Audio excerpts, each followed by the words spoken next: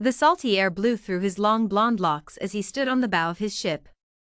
He stared out onto the horizon with his one good eye and plotted his course. He had been looking for this treasure for his entire life as a stateless pirate, and knew he was coming close to the end of his tenure on the high seas. It was now or never. The treasure was said to contain piles of gold, silver, jewels from the farthest reaches of the globe, and the one thing you desired most. He had searched for what had seemed like hundreds of years, and yet only a minute for his most desired. The treasure had managed to change shape within his mind as the years had flown past on the hurricane winds of life. Captain Mortal was born Albert Donald many years ago on the shores of the mighty Atlantic. His mother had said he was a part sea from the moment he was born. He had worked the shores in his youth, joined the Navy when he was called to, and left pieces of himself on floating waves during the bloodiest battles. Upon discharge, Mortal found himself a ship and took to pirating as a means to find the treasure that all men searched for, the one that would bring about unending happiness, and was a key to the perfect life. Captain Mortal had fancied himself a ladies' man for years until the day his heart was stolen by a raven-haired beauty with eyes the color of the sky. He had settled himself with her in a small house on the edge of the ocean. There in that seaside saltbox, she had produced 4 children, or was it 5? It was a lifetime ago now. This family he helped create couldn't compete with the ocean, his favorite love. He managed to find a job working in the middle of the vast watery landscape, and his family slowly became a distant memory. The sea was his home, the waves his wife, and the animals his family. So far in his travels and miles of ocean, he had only found snips of the treasure he sought, but the fullness of the treasure had eluded him. Now on his final voyage he was more lost than he had ever been, but clung to his faith that he would be successful in finding the mystical treasure.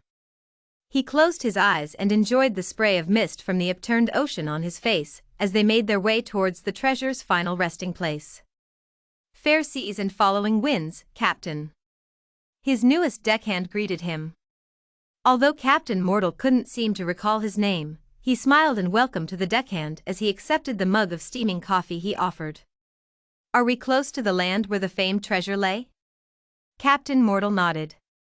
"I believe so, my dear boy. We will be arriving sooner rather than later." "Are you afraid, my captain?" Captain Mortal slapped the deckhand on the back. "What's to be afraid of? We have worked our entire lives for the treasure, and now it's so close we can taste it." The captain took his post at the wheel to steer around the rocks, and thought back to his youth, when he would have been more bold, choosing to risk the ship and ride over the rocks in order to save some time. These days, when time was much shorter, he always erred on the side of caution, and never smashed into the rocks or sand breaks if he could help it. "Captain, there is a disturbance in the water 10 nautical miles ahead." Mortal shielded his eyes against the blazing sun, and saw what the deckhand had seen. "You will not stop me before I reach the treasure, Reaper." The captain muttered to himself as he spun the wheel in the opposite direction. Reaper was a giant black squid whom Captain Mortal had come in close contact with more than once on his long sea voyage, but he had managed to skate by each time with minimal damage to his ship. The ship sailed past the dreaded creature within inches of its outstretched tentacles and onto calmer seas. Captain Mortal pulled out his golden compass, a gift from one of his children, he thought, as he ran his weathered thumb over the initials AD that were carved elegantly on the case. He checked the compass for the direction of the treasure, and felt the pull of it in his blood as he always had. He steered his ship towards the small island that boasted a large mountain, palm trees and peace. "We should reach the island in a few hours." Captain Mortal called out the deckhand behind him. He vaguely recalled having more deckhands in his years as captain of the Existence, but they had all abandoned ship many years ago, and now only their ghosts walked the decks. He had grown used to the silence and accepted the fact that he was meant to travel mostly alone now.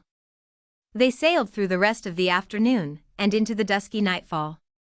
He enjoyed watching the sun set over the water like a fresh painting each day. There was a magic in the artistry of nature that he never found anywhere else, and smiled as the moon danced among the stars for the final time on his journey.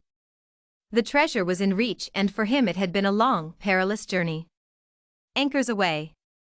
They sent the anchors into the deep ocean below, to soak their heavy metal bodies, and plant themselves into the loose sand below.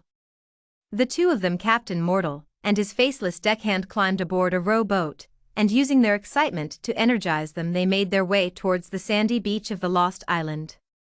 Captain Mortal took a large sigh of relief as his ancient booted feet sunk into the sun-warmed sand, and saw the glowing trail of diamonds that was rumored to lead to the treasure all men seek. Finally, Captain Mortal took a moment to enjoy the peacefulness of the evening, the smell of the clean salty air, and the feel of the light ocean breeze skating along his face. It has been one hell of a ride. Flashing time-roughened teeth, Captain Mortal smiled, and looked as dangerous now as he had in his youth. Using the moonlight, they followed that diamond trail off the beach, and into the thick silver-treed jungle. There was a sense of calm that rushed over the captain the deeper he hiked into those trees. Although he lost the scent of the sea air, he found an overwhelming scent of lavender and fresh life. It intoxicated him. After what seemed like hours, the captain and his deckhand made it to a clearing, and sitting in a beam of moonlight was a large golden treasure box. He was moments away from receiving what he desired most in this world, and his hands shook with the thrill of it. Captain Mortal shuffled towards the treasure chest and knelt in front of it. On a sob, he threw himself over the chest and celebrated a life's worth of triumphs, pain, struggle, and faith that it had taken to reach this precious place. Leaning back again, he ran his hand over the top of the treasure chest, and with a trembling hand he unhooked the lock. He slowly rose the lid and peeked into the glowing contents. "Grandpa, can you hear me? How much longer does he have? I think it's time to let him go, he has suffered enough. I love you, Dad. Grandpa Al, I love you and will miss you until I see you again on the other side. Fair seas and following wind, Captain Albert. Give Grandma a kiss for us."